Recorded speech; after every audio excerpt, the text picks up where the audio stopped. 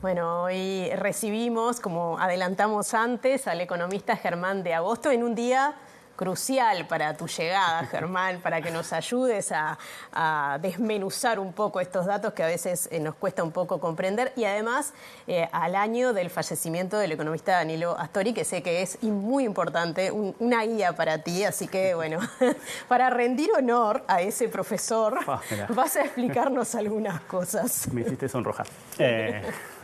Bien.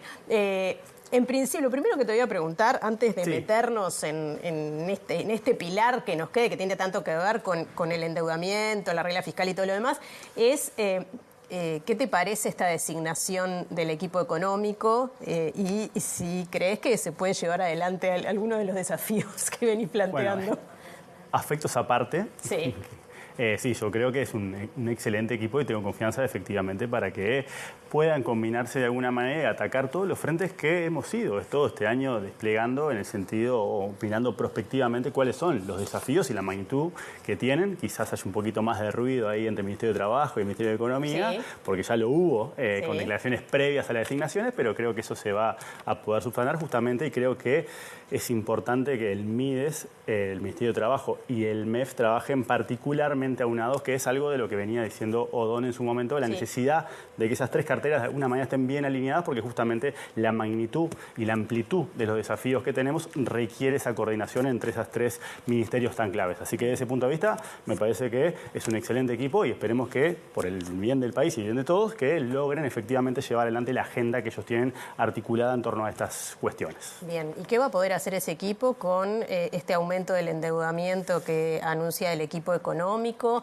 La ministra que dice que no tendría que haber un ajuste fiscal por esta razón, y el ministro designado que dice que las cuentas fiscales están iguales a las de 2019, que fueron tan criticadas por el actual equipo económico. Totalmente, ¿no? En su momento se hablaba de las luces rojas, y si miramos distintas variables, naturalmente vemos que el punto de partida para este gobierno no es tan distinto del que tuvo, más allá de que hay otros indicadores donde efectivamente hay una mejora. Eso se traduce, por ejemplo, en un riesgo país muy bajo, ¿sí?, en la mejora de la calificación crediticia, pero cuando miramos aspectos vinculados al resultado fiscal, efectivamente nos da que el margen es escaso, y por ende esa necesidad, que vamos a tratar de profundizar, de tratar de redireccionar recursos que hoy ya están comprometidos, ¿no?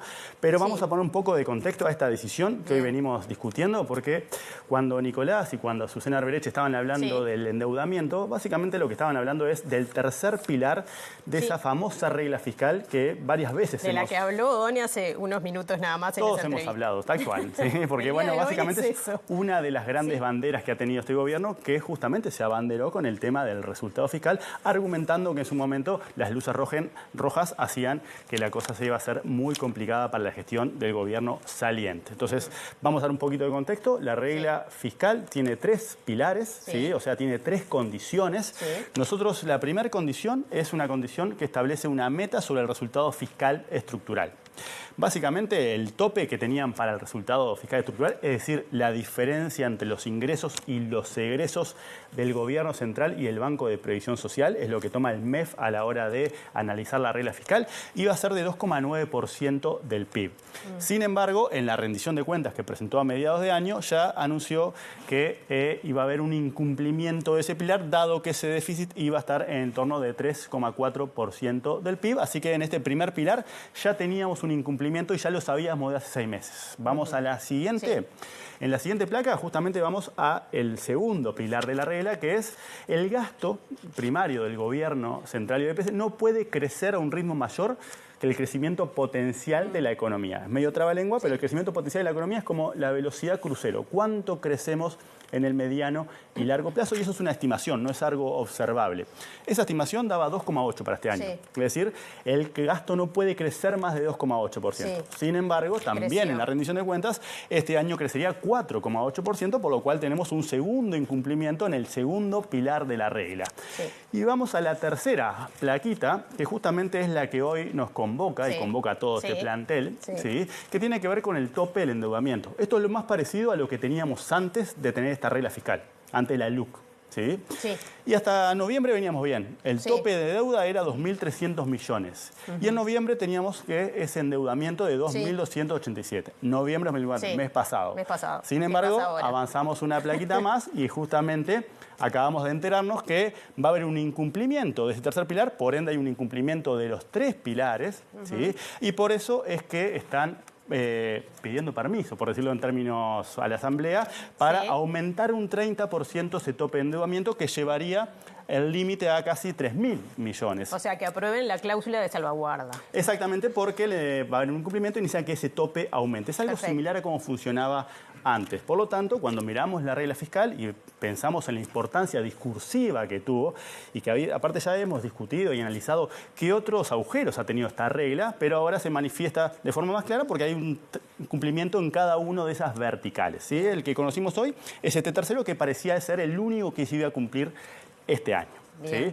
O sea que, en conclusión, lo que esto deja es básicamente lo que señalaban los colegas. Un escenario con, por lo menos, poco margen. Quizás no haya una necesidad de hacer un ajuste fiscal, pero lo que sabes es que ya partís limitado a la hora de pensar en cómo vas a instrumentar todos los programas que vos tenés que instrumentar, porque eso demanda muchísimos recursos. No se mostró sorprendido Done tampoco. Y porque estas cosas ya las sabíamos, y de alguna manera uno va monitoreando mes a mes, porque estos son datos que de alguna manera tenemos, y ya sabíamos que ese espacio fiscal iba a ser acotado, y discursivamente ya se ha ido acomodando, porque hay una tarea ingrata de ser la del ministro de Economía, porque básicamente decir no hay plata. Exacto. ¿Sí? Pero efectivamente esto nos muestra la magnitud de esa, o lo que está detrás de esa premisa.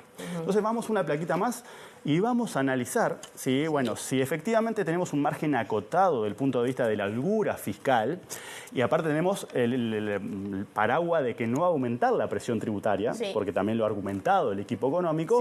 Bueno, una de las cosas que se pueden hacer es justamente readecuar lo que es el gasto tributario. Es decir, además de crecer, además de revisionar el gasto, otra cosa es revisar el gasto tributario. ¿Qué es el gasto tributario? Básicamente es lo que el Estado deja de recaudar por tener un tratamiento diferencial para determinados impuestos o determinados sectores. Cuando el IVA es un IVA básico, por ejemplo, y no del 22%, ahí hay una reasignación,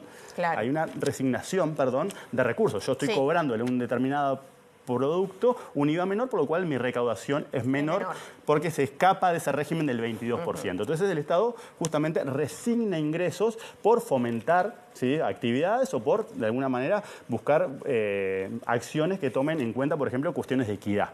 Entonces eso es el gasto tributario, es la resignación de recursos que deja de justamente recaudar. De percibir el Estado. ¿Eso cuánto equivale? Hay un 6,8% del PIB que es renuncia de recaudación. Es abundante, por ponerlo en términos coloquiales. Si querés mirarlo en dólares, son 5.290 millones de dólares. Es menos de lo que se gasta en educación. Bueno, ahí después podés justamente es más de lo que se gasta en educación. Es más, exactamente. Después podés compararlo y tener una medida relativa, pero sabés que la magnitud casi un 7% del PIB efectivamente ya te da lo que es la magnitud de las cosas que hoy se están resignando de recaudar el Estado. ¿Cómo se compone, se renuncia? Acá lo que estamos haciendo es, en cada cuadradito o rectangulito, tenemos cuánto corresponde a cada impuesto. Por ejemplo, en el IVA explica casi la mitad de esa resignación tributaria. En particular, el más importante es, por ejemplo, los servicios de salud a beneficiarios de FONASA. Eso es parte de la resignación de IVA. La enajenación de combustibles, también ahí se está dejando de recaudar. Y lo que tiene que ver con las instituciones de enseñanza y cultura, que también están exentas de IVA. Hay muchas medidas más, estas son las 3 principales, pero todo esto es lo que se está renunciando hoy de recaudar por un tratamiento diferencial en base a estos colectivos. Un 3% del 6,8%. Exacto. Después tenés un 1,7% en el términos de IRAE, el impuesto a la recta de las actividades económicas. Ahí el grueso está en el régimen de inversión, básicamente en la COMAP. Pero también tenemos, por ejemplo, la renta que se genera en la zona franca. Y también tenemos una cosa que es relevante, dado lo que ha dicho Odón en torno a los sectores, porque eso también lo que te permite es redireccionar los recursos hacia los sectores que vos querés potenciar. Tiene que ver con la quinta medida en importancia, es la resignación vinculada a la producción de software.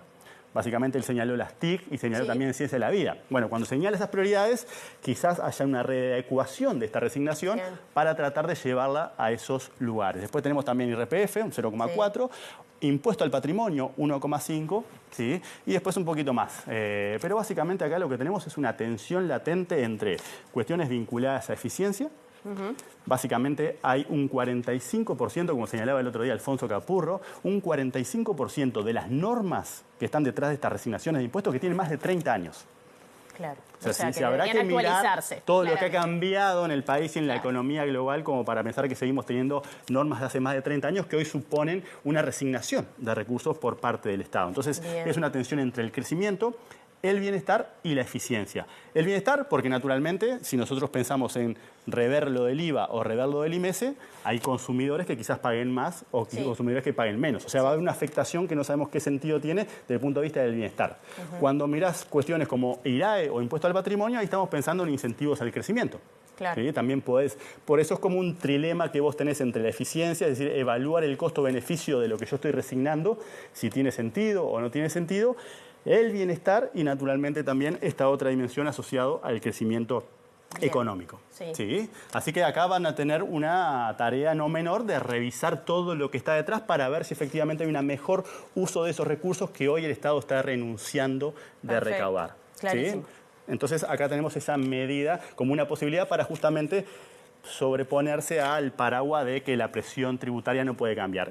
Y vamos una más, porque es una cuestión también vinculada a la economía política, es decir, a cómo dialogan el mundo de la economía con el mundo de la política. Y tomamos un paper, una investigación justamente, mirá, de Odone, de Aboal, el del INE, y de Lorenzo, que hicieron en el 2001, que de alguna manera lo que intentan aproximarse es al vínculo que hay entre el poder político, si se quiere, o la espalda institucional que tiene el presidente y la fiscalidad. ¿Sí? Entonces acá tienen dos dimensiones para evaluar esto.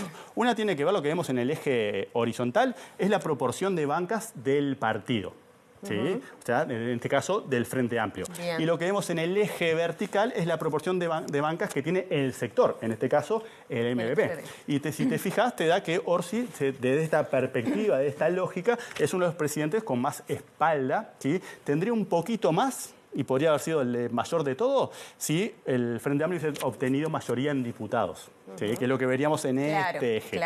Entonces, lo que podemos extraer de las lecciones de la historia económica es que a mayor poder político del presidente son mejores los resultados fiscales, pero los gobiernos que no tienen mayoría tienden a tener peores resultados. ¿Cómo van a dialogar estas dos fuerzas? Todavía no lo sabemos, pero es otra dimensión que es sumamente relevante, que tiene que ver justamente con cuestiones de economía política, que es una de las áreas de expertise de Gabriel Odone, siendo un doctor en historia económica. O sea, para llevar adelante algunas de las modificaciones que tú sugerías recién, es necesario que esté la aprobación parlamentaria. Y tenés que tener esa espalda política que de alguna manera la aproximás a partir de estas dos dimensiones. La tiene en el Senado, el Frente Amplio y particularmente el sector de Orsi. La tiene Orsi, dado lo que fue el MPP que arrasó. No la tienen diputados, por eso nos quedó... Porque no está la mayoría, hay que negociar para llegar a eso. Exacto, y por eso en el proceso de negociación, de alguna manera, tiende a erosionar el resultado fiscal porque tenés que ceder, de alguna manera. Bueno, muchas gracias, Germán. Nos vemos literalmente en Nochebuena. Ahí está, antes, un ratito antes, en la tarde buena. Bueno, gracias, hasta la semana que viene.